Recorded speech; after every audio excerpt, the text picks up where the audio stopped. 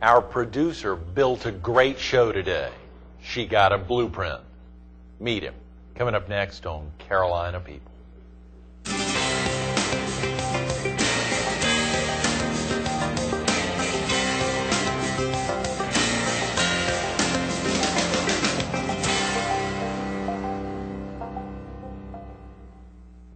Good morning.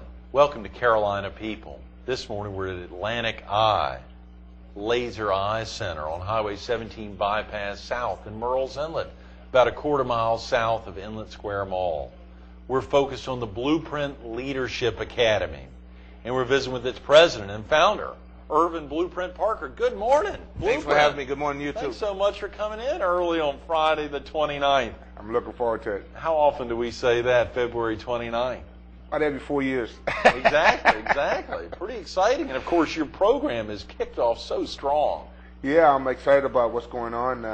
Had a big meeting yesterday, last week, with the superintendent of Georgetown School District. Right. And Dr. Pringle and Dr. Dozier. And then I'm on the calendar to meet with Dr. Jim Rex, which is the superintendent of the state. Of South Carolina schools. Wow. Yes. I'm trying to get this program in all schools throughout the states. I just think it is needed. You know, when you're dealing with young men and young ladies, with one of the big things that's going on in our country right now is we need what you call an attitude adjustment. Right. And that's one of the things we focus on. What prompted you to go ahead and kick this off, Blueprint? I mean, what was it about the school systems today? I know that attitude adjustment's needed, but at the same time, how did you really know? How did you get in there enough to know? Well, you know, when I came home in 2001, and we kicked off the Blueprint Leadership Academy in 2002, and it was a vision that I had, and we used to be out at the old Choppy High School, right? And which is where I went to school. But after having the program out there for several years, and going to different schools doing motivational presentation, I saw that what was lacking in the school system was more motivation, developing one's attitude toward a positive look in life, and setting goals, day-to-day goals. Right. And like I told these young men and young ladies, the biggest investment you're going to make in your life is in your education. So when you realize that the school was not teaching certain things, then we basically just took our program and downscaled it and turned it into a life skill workbook. Right. And, absolutely. You've got a DVD there as well. A motivational DVD, which is about 4 minutes and 45 seconds. And we teach things that the school don't teach. You know, last week I did a program over at Forest Brook Middle, and the program That's right, last Friday, which I heard was a huge success. Yes, it was. I mean, you know, I work with, I think they have almost 1,000 kids over there. Right. And I work with all of the 6th graders at 10:30, and at 11:30 work with all the 7th graders, and that evening, after we all had lunch, work with all of the 8th graders at 1:30. Is that right? Yeah. And can you feel a connection to the kids when you're with them? Yeah, I mean, it's just amazing once you get in there. And I think one of the things that happens with our life skill program is basically we introduce our 10 principles toward trying to be successful. I saw that in the workbook. Yeah. Exactly. And so what we do with that is we take 5 young ladies and 5 young men, and we give each one of them one of those topics to discuss. And I interact with them as they discuss that topic. But basically, when you're dealing with like the 6th graders, sometimes we even take it a little further, and we have what you call, once young men and young ladies getting ready for the state pack test, we call it a pack attack. You know, and we have the 6th graders challenging the 7th graders, and the 7th graders challenging the 8th graders. And we've took it and turned it to fun. You know, it's like you have football rallies. Why not have educational rallies? Good for you. What's bigger than education? So we've done that several times, and I'm looking forward to getting our books throughout the state, and also in after-school church programs, YMCAs. Anybody that's watching this show and want to know more about it, you know, of course they can check out our website. But our books are available, and you know we try to make it affordable. And one of the things that we look for is for grants and sponsors to sponsor different areas. Right. And to sponsor different programs. And then that way we could just go in and find out how many books they need, how many motivational DVD tape they need, and they can go forward with it. You highlighted the website, and even you've got a phone number for viewers who need to get off to work now or get family off to school. What's the best phone number and even the website there? 843-545-8861. That's at the Blueprint Leadership Academy. Good. And if someone don't answer, it'll be an answer machine. Leave your information. We'll get back to you. Right. And you can view our website. It's www.blueprintleadership.com. blueprintleadership.org. Okay, blueprintleadership.org and 843-545-8861. Right. Even though right now you're principally, is it principal focus on Horry and Georgetown County, or is it principal in Georgetown now? Obviously, the opportunity to meet with Dr. Rex is a pretty big deal. You got to start somewhere. I had a meeting with Dr. Rex last year, and told him what I was working on, and gave him a copy of this is our second book. Right. Gave him a copy of our first book.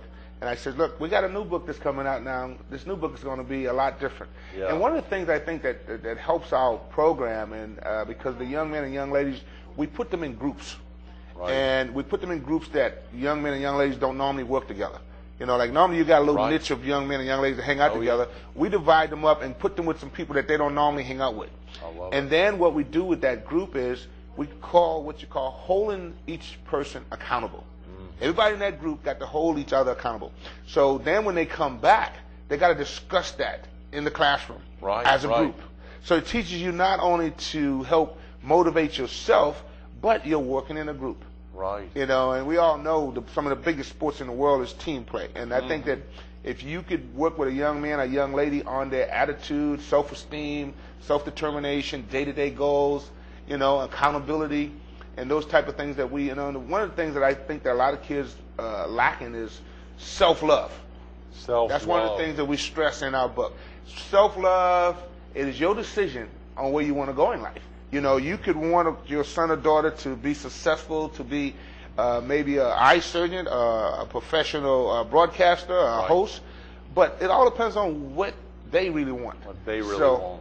The big things I've tried to stress for these young men and young ladies, the sooner you realize, and I have a son that's 15, and I told him years ago, and he's finally clicking in, because the sooner you realize the things that you do in life is going to really affect you, right, the better off you're going to be. The better you're going to be, that's right. The sooner you realize that things in your life is going to change, and just the association, the people you hang out with, you can't relive your time.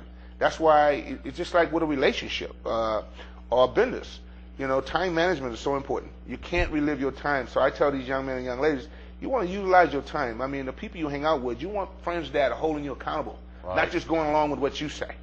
Because a lot of people, they say, oh, whatever I say goes. No, it doesn't work like that. And I've spent a lot of time in different states. I did quite a few events. I was down in Texas at the Henry Wade Juvenile Detention Center. Right. And that was an experience for me because I never spent a whole day at a detention center with you talking about young men and young ladies from all different nationalities, from 11 years of age to 17. They're in this detention center, and they, basically it's like a little prison. And that was an experience for me. I was down there actually visit the T.D. Jake Church, and he started the Clay Academy, which we're trying to get our life skill book in the Clay Academy. Right. So my thing is, I tell anybody that, look, this is not my program. I'm the founder and the president, but if you've got a young man or a young lady in your community, reach out to them. And if you could afford to, we're a nonprofit. We have nobody that works for Blueprint Leadership Academy, including me, get no salaries. Thank God I don't need a salary from Blueprint Leadership Academy because we put the money into the motivational DVD tapes and the books. And the people that worked with me in the past, we had like 16, 17 employees when we were at the old Choppy School. But now, that was good for that time. But now what we want to get these books out. Right. Really streamlined it to focus on the books, and the workbooks are wonderful. Really true principles to success. Oh, yeah. But how you connect with kids, of course, a lot of folks want to know why. What prompted Blueprint to do this? But real quick about yourself, for viewers who may not be totally familiar with your tremendous NFL career, as well as in promotions and otherwise helping folks get their name out, a little before that, yourself. You're originally from Georgetown County? I was born and raised in Georgetown County out of Choppy, and I live out there on Black River. And my mom is 81. She lives with me. I'm single. I have a son that's 15. He lives on the West Coast, actually. And he was living with me, but he said it was too rural out there for him. So too many rules out here. Yeah. They didn't have no Pizza Hut and McDonald's. Oh, so yeah. Too rural, absolutely. Yeah, so he wanted to go back, so that was fine. At least he was able to come here and spend some quality time. Good. But I was very blessed. I went to South Carolina State where I got my college degree in industrial engineering. I saw that, and was very blessed to get drafted by the Buffalo Bills. Right. And went on from Buffalo to San Diego. And then from San Diego, I ended up with the Seattle Seahawks with my old coach Chuck Knox again. And then I went on and played up in Canada, actually, with the Hamilton Tiger Cats. Is that That right? was quite an experience. I was up there and for about almost 2 months. It was an experience, you know, because Hamilton is real close to Buffalo, New York. Right, sure. So a lot of people knew me from when I played in Buffalo. But, you know, one of the reasons I started this foundation was actually, at the time, I was a sports agent. Me and my partner owned a company called Athlete Career Management.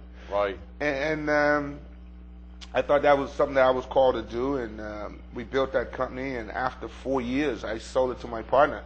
And I said, this is not, I don't want to babysit these millionaires. Right. You know, because basically that's when you're a sports agent. It's kind of like what you do is you're babysitting and negotiating and, you know, and that wasn't for me. So I sold the company to my partner. My partner actually was Cameron Truesdale, who started long-term care with American Express. Mm-hmm. And so I went on and basically was trying to find myself and what, you know, everybody has certain things in life that God wants you to do. And, you know, I pretty much gave my life to God, and He changed some things. I started going to these retreats and with different men and getting away and fine-tuning on me. And that's when He started giving me this vision about Blueprint Leadership Academy. And at the time, to be honest with you, I never thought I'd be coming back to the rural community to live. Yeah, Because if you'd have told me I was going to be moving back to the rural, choppy community to live, being a single guy, I said, no way, I'm coming back down there to live, not full-time. But, you know, it's been beautiful. I mean, it's been beautiful. And surely your mother's thrilled to have you back. Oh, yeah. Yeah. Do you have brothers and sisters? I have down here? 7 sisters. Oh, come on. 7 sisters and 1 brother. And I'm the youngest. You're the youngest. And I'm the of only 9. person single. Wow. Yeah. So you've got nieces and nephews, what, all over Georgetown County? Or, oh, yeah. Well, actually, I have, you know, I have nieces in Charleston, and been really blessed. You know, my family, when I look at my nieces and my family members, we got some doctors, some lawyers, some school teachers, some engineers. Right. You know, we got some of everything. You know, we got chefs. And so when I look at my family and my mom and dad, the legacy that they have left behind is my dad left behind. He's deceased now. But I'm just so proud of them because we, you know, everybody just love each other and we support each other, you know. And I go out to Kentucky in the summertime for a camp that my son goes to, and I get some dental work done. My sister owns a dental practice out there, so I go get a couple of free dental work done and take her out to dinner, do a trade out. I love it. I love it. That's a legitimate trade. Yeah. Yeah, that's you know, you know. But I just feel real blessed for what I've been able to be a part of, you know. And your parents' biggest legacy, not to cut you off, Blueprint, was it really focusing on education? It sounds like your parents really were focused on education. Exactly, because see, my mom and dad did not get a chance to get an education. Because when they were growing up, they had to go work. Mm-hmm. So if the tobacco truck came or the cotton truck came before it was time for you to go to school, then you had to go on the tobacco truck or the cotton truck. Right. So, you know, it wasn't like you had an option. During those days, it was like, you got to go to work. So my dad, you know, he worked at the International Paper Company, but he never graduated from high school. You know, my mom, the education that she was able to get, and then when I got in college, actually, I hired this lady that was a good friend of mine to help tutor my mom.